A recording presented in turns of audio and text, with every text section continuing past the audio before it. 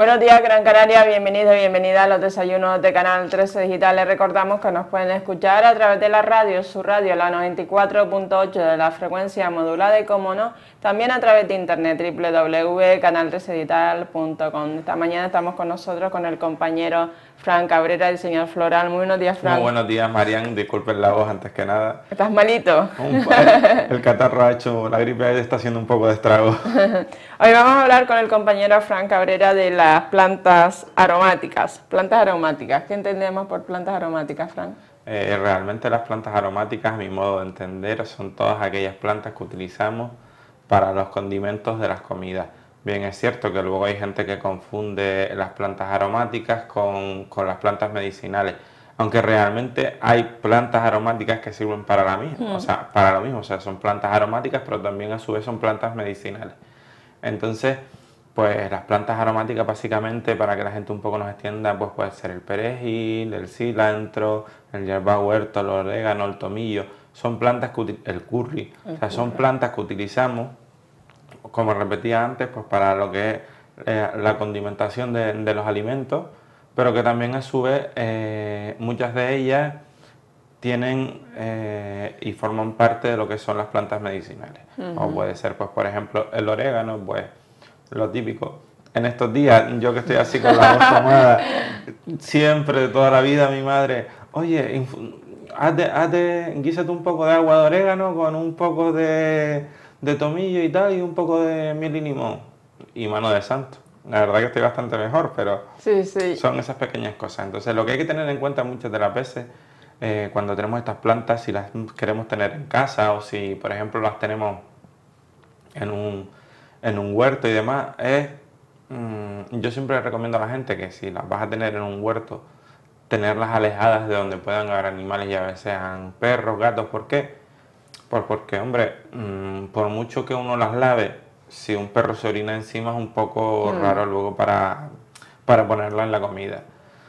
Son plantas que normalmente no requieren ni grandes espacios en cuanto a terreno, o sea que son plantas que podemos cultivar directamente pues en macetas, bien en casa, bien en la terraza, en una ventana. Yo creo que casi la mayoría hemos tenido siempre un hierbahuerto a lo mejor, o un perejil o un cilantro en la ventana de casa. Sí. O sea, yo tengo, a mí es que me gusta mucho cocinar. Cuando cocino me gusta hacerlo con hierbas frescas, entonces intento siempre tener un pequeño huertito en la ventana, que a veces las vecinas se ven un poco así, pero... Con el tema de las plantas aromáticas, ¿tiene algún tipo de clasificación? Porque hay plantas aromáticas, está diciendo que son también medicinales, por ejemplo la albahaca sería una. Sí, la albahaca, por ejemplo, ya no solo que se utilice en la medicina, sino que además la utilizamos para los condimentos, como decía antes también, igual que el hierbahuerto sabemos, o la hierbabuena, que es como aquí, realmente se llama hierbabuena, pero aquí todo el mundo lo conocemos por hierbahuerto. El hierbahuerto, pues bien, tiene la parte medicinal que es calmante, ¿vale? Que sirve como calmante. Y luego la parte aromática, que es pues para té, para infusiones, para caldos, o sea, con lo cual tiene esas dos partes. Realmente diferenciarlas, yo diría que casi van de la mano, o sea, porque la gran mayoría de las plantas aromáticas, etcétera, sirven pues casi unas con otras. Bien, es cierto que hay muchas diferencias. Sí es cierto también que si no las recolectamos de la misma manera, si las vamos a utilizar para lo que es el consumo humano en cuanto a condimentos, si las vamos a utilizar para el consumo humano en cuanto a medicinal. O sea, son dos tipos de diferentes... O sea, ahí sí que hay una gran diferencia. O sea, ¿por qué? Porque cuando vamos a... Por ejemplo, cuando vamos a recolectar una planta para su uso medicinal, tenemos que tener en cuenta varios factores.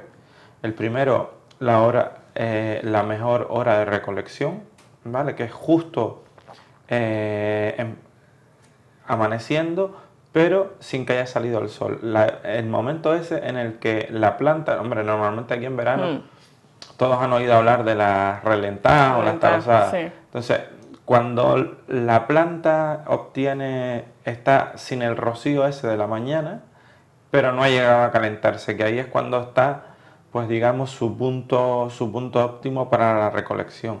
Bien es cierto también, por ejemplo, que si vamos a recolectarlas y, por ejemplo, el yerbahuerto, lo que hablábamos antes de tenerlo, por tenerlo en un sitio donde, digamos, pues lo tenemos en una finca y pueden haber siempre animales, etcétera, procurar siempre ni recogerlo de sitios donde haya paso, me refiero, por ejemplo, si lo tenemos en una finca y justo lo tenemos al lado de un paso, de un camino, etcétera, procurar no recogerlas de ahí. ¿Por qué? Porque pueden haber sulfatados, pueden haber pasado lo que hablábamos antes, animales. También tenemos que tener en cuenta que la planta esté limpia. Sobre todo estamos hablando de cuando vamos a recolectarlo para lo que es el consumo en cuanto a plantas medicinales. ¿Por qué? Porque no las podemos lavar. O sea, nosotros, por ejemplo, cogemos el yerbahuerto, que sí que lo queremos para hacer un caldo y lo lavamos y no pasa absolutamente nada. Pero para las plantas medicinales no, porque pierde sus propiedades medicinales. ¿Vale? Entonces lo que hay que tener en cuenta es que no las podemos lavar. Entonces, la mejor época para la recolección, aquí gracias a Dios pues no tenemos ningún problema, exceptuando plantas que sean de estación. Bien es cierto, tenemos que tener en cuenta varios factores. El primero, recolectarlas que estén maduras. O sea, no, ¿por qué? Porque es cuando la planta tiene su punto óptimo de los efectos medicinales. O sea, si nosotros recolectamos una planta muy joven o una planta muy mayor, ¿vale? Entendamos por joven, pues una que sea bastante pequeña, ¿vale? Y entendamos por mayor una que ya ha dado la floración y ya está en retroceso, es como nosotros. O sea, nosotros tenemos una parte fértil de nuestra vida, que puede ser a lo mejor pues de los 20 a los 60, pues la planta puede ser una cosa así. Entonces, la mejor época, pues justo cuando la planta empieza a florecer, ¿vale? Sin que la flor haya abierto, etcétera, las que tengan floración. Y siempre recolectar las hojas maduras. Ahora bien, cuando las vamos a utilizar para plantas medicinales, el mejor modo de secarla es en un sitio con bastante claridad, nunca sol directo y bastante ventilación. Porque desde el momento que le dé el sol directo, el sol hace perder las propiedades que tienen las plantas medicinales. Y eso es muy interesante tenerlo en cuenta, porque siempre decimos, pues bueno, las ponemos aquí al sol y que se sequen. O la gran mayoría las suelen hacer. Sí. Entonces, cuando las queremos utilizar realmente para eso, mejor en un sitio bastante aireado y con bastante claridad, pero nunca sol directo. Pero entonces, por ejemplo, si yo quiero tener perejil en casa, ¿lo puedo poner también al lado de la ventana, en la cocina, por ejemplo? Sí. O sea, ¿dónde ponerlo en casa? Vamos a ver. Estamos hablando de tener plantas medicinales que hemos cortado y que las queremos para el consumo, para utilizarlos como una planta medicinal. Eso no significa que nosotros podamos tener en casa una planta de hierbahuerto o de cilantro o de perejil. En planta lo podemos tener directamente al sol, que no le pasa absolutamente nada. Estamos hablando del momento de la recolección, en el momento en que lo vamos a utilizar para utilizarlo como planta medicinal. Ahí es cuando tenemos que tener en cuenta, pues eso, los cuidados de recolectar en las primeras horas, que sean unas hojas limpias, procurar que no estén enfermas. O sea, por ejemplo, si vamos a coger un hierbahuerto, pues procurar que no tenga palomilla, botrytis. ¿Por qué? Porque eso le resta propiedades a la planta. Entonces, claro, intentemos siempre recolectar plantas que estén sanas, porque ahí sí que nos vamos a asegurar que para lo que las recolectamos estén en funcionamiento y cumplan con la función que tienen. Básicamente, luego en casa, pues simplemente las plantas aromáticas se dan en cualquier época del año, gracias a Dios aquí. El invierno quizás depende de un poco de la zona, puede ser un poco más duro, ¿no? Pero realmente las islas, pues vivimos en un clima privilegiado, como siempre. Entonces la cocina la puedes tener, siempre. Exactamente. Que tenga ventilación. Sí, y en un sitio con claridad. Con claridad de luz. Las plantas, la gran mayoría de las plantas, el 99,9% se dan con claridad. Eso no quiere decir como siempre hemos explicado, que hayan plantas que se adapten a sitios más oscuros. O sea, se pueden dar perfectamente pues con luz artificial, etcétera.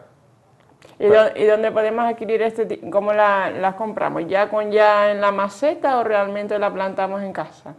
Realmente se suelen vender, o la gran mayoría de las veces que yo, y algo de experiencia tengo en esto, plantas aromáticas siempre las he visto comercializadas en maceta, ¿vale? Y luego, pues nosotros llegamos a casa y bien lo que podemos hacer es, o las colocamos en un parterre, pues con mejor sustrato, un poco más drenado, etcétera, porque tengamos en cuenta, como ya hemos explicado otras veces, que existen dos tipos de turba.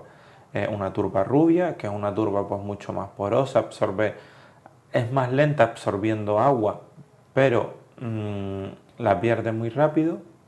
Y luego está la turba negra. La turba negra es una turba que sí, que tarda en hidratarse, pero luego cuando se seca se queda demasiado compacta.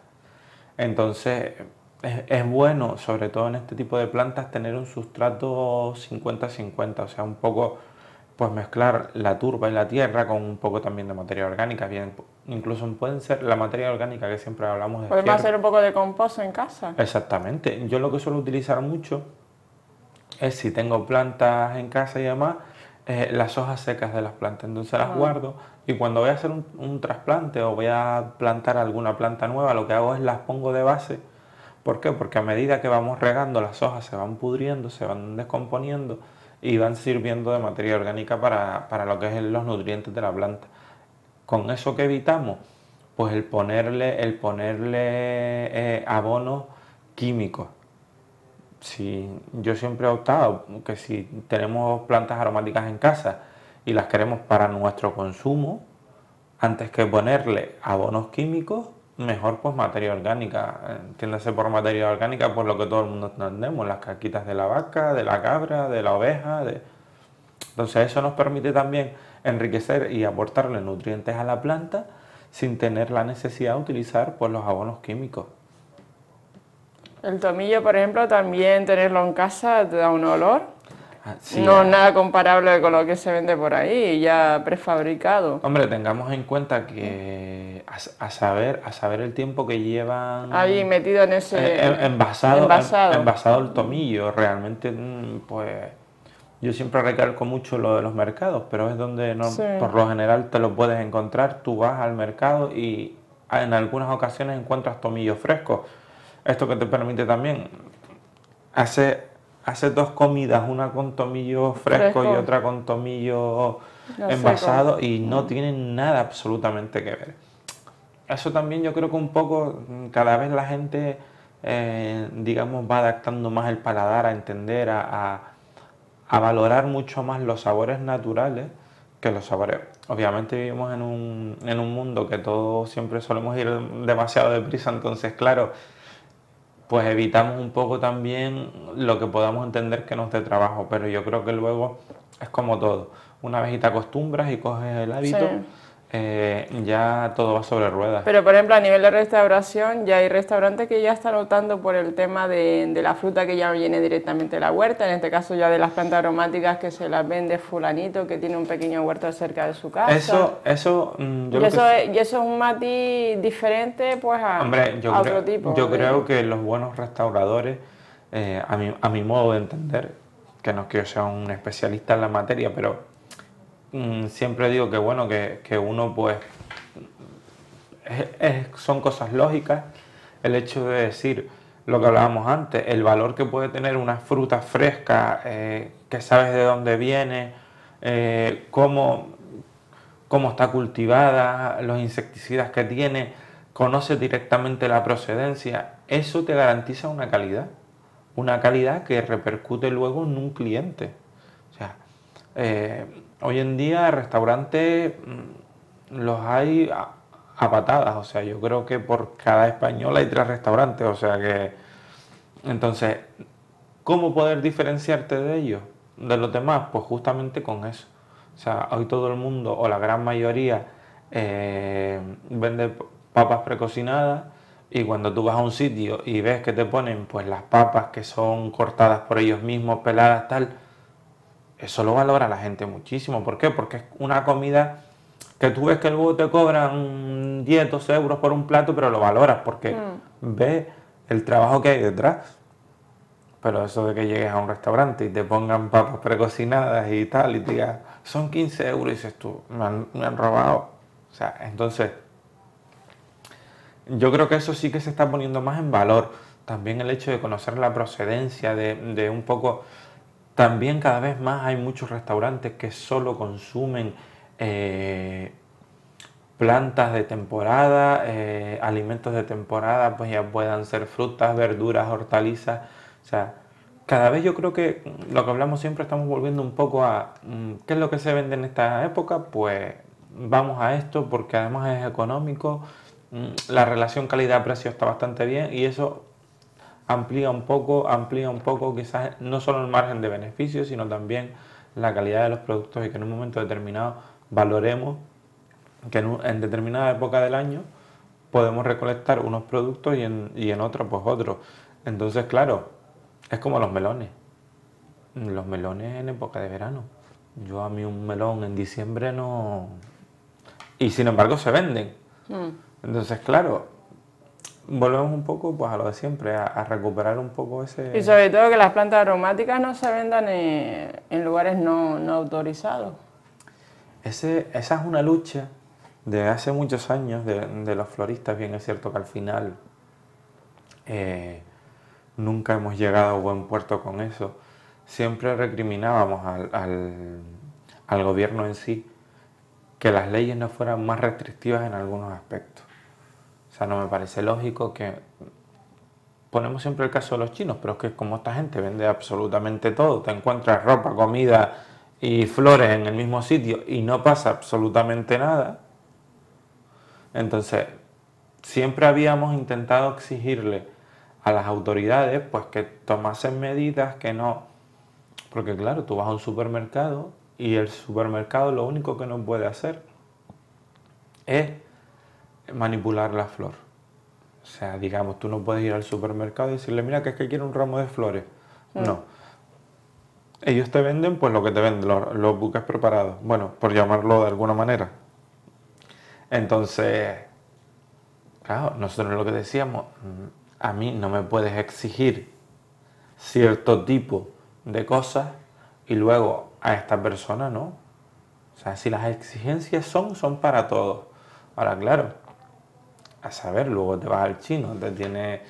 Es que incluso hay sitios donde venden las plantas por debajo del precio de costo. O sea, con lo cual, eso es ilegal.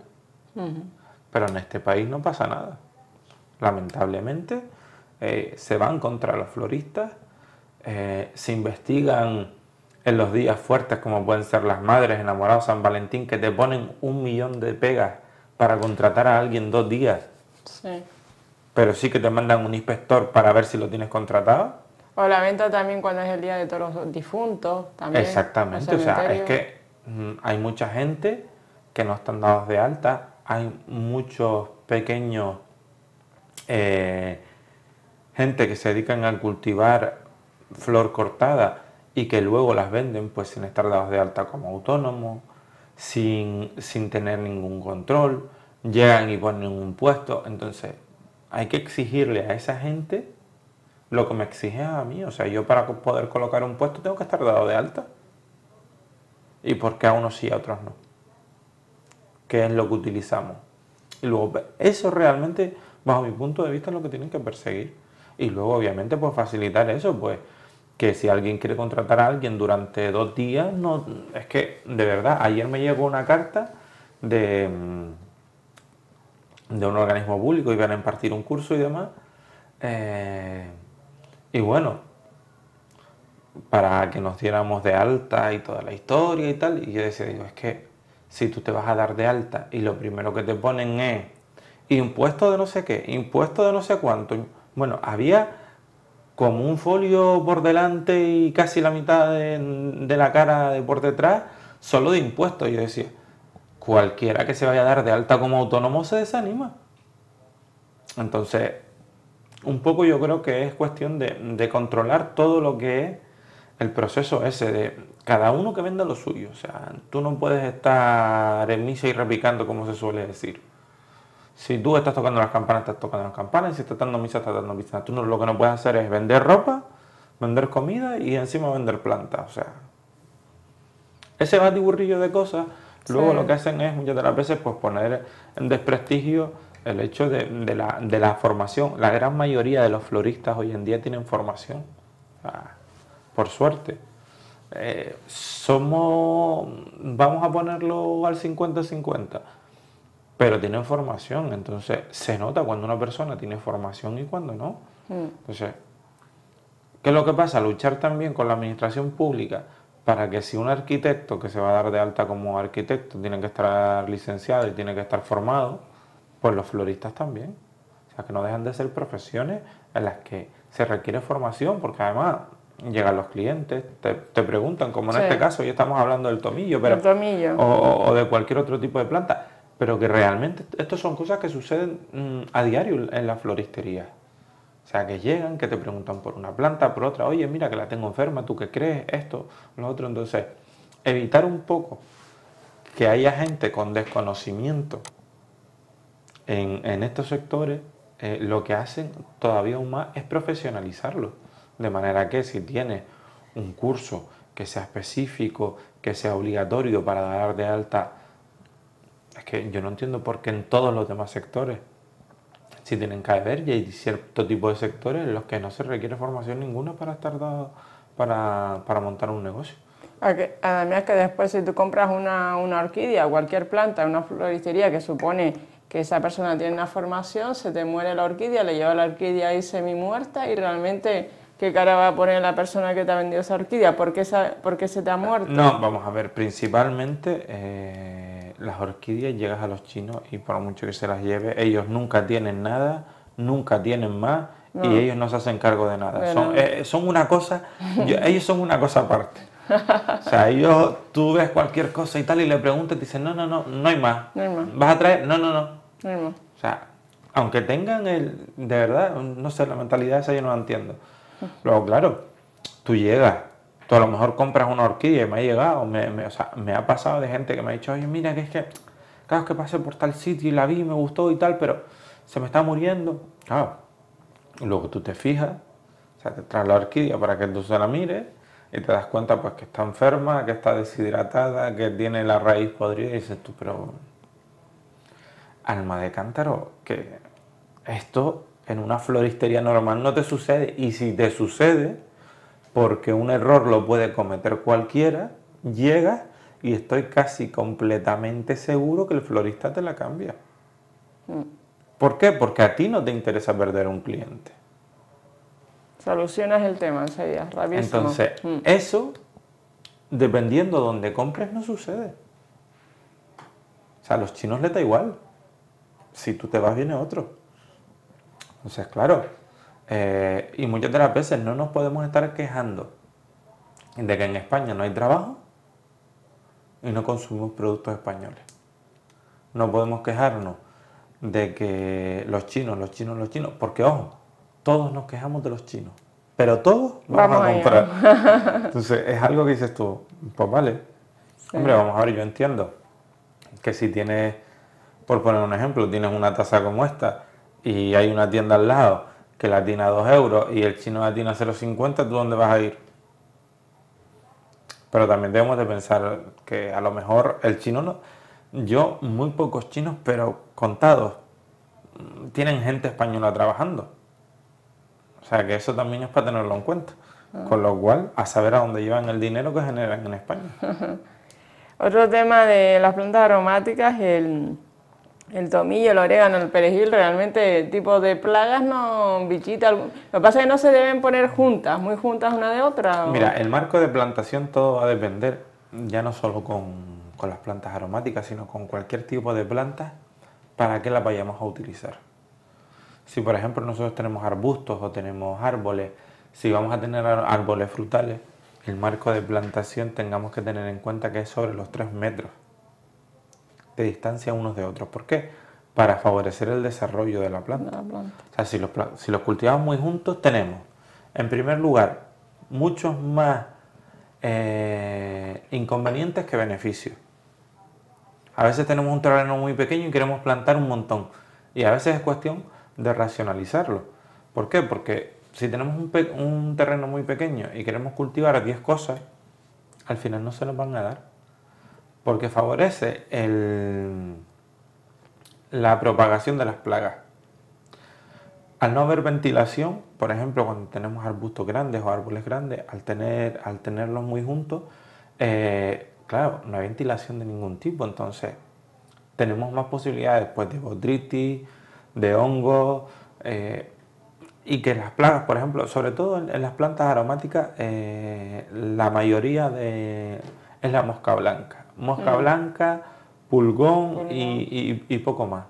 Entonces, realmente si tenemos un marco de plantación de 20 centímetros como mucho, tampoco, porque claro, tengamos en cuenta que si lo vamos a plantar en un parterre de 50, lo ideal es plantar como mucho 3. Claro, también tengamos en cuenta, depende qué tipo de plantas tengamos, porque el hierbahuerto o la hierbabuena, que es una de las plantas aromáticas que hemos tratado hoy, al reproducirse tan rápidamente y además tengamos en cuenta que cada una de las partes que tocan el suelo ponen raíz, pueden ocupar directamente todo lo que es el parterre. Entonces, si vamos a plantar pues perejil o hierba o cilantro, etcétera, eso sí podemos tenerlos un poco más juntos, pero también requieren un poco de separación.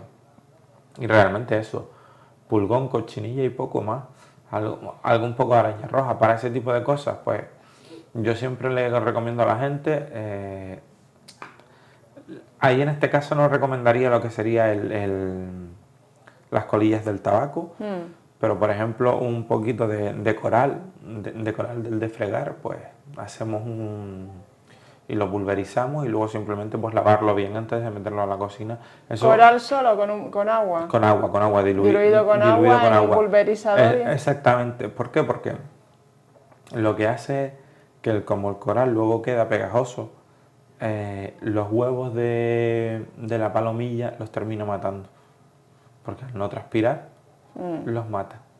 Entonces, pues una de las cosas por lo que hablamos siempre de intentar utilizar los insecticidas. ¿Y cuándo debemos trasplantarlo? O sea, tanto el hierbahuerto como el perejil, etcétera, son plantas que bien aquí es que no es por parecer, pero aquí realmente la mejor época de la plantación de la gran mayoría de las plantas, exceptuando las palmeras, que es sobre agosto y septiembre. De resto, a partir de febrero sería lo lógico. Bien es cierto lo que hablamos siempre, como aquí tenemos un clima tan benevolente, pues lo podemos hacer durante cualquier época del año. Obviamente, claro, si lo vas a trasplantar en agosto hay que tener en cuenta pues el calor, un poco que la planta sufre cuando le hacemos el trasplante. Y otra de las cosas fundamentales es ¿por qué se elige siempre febrero o principios de marzo?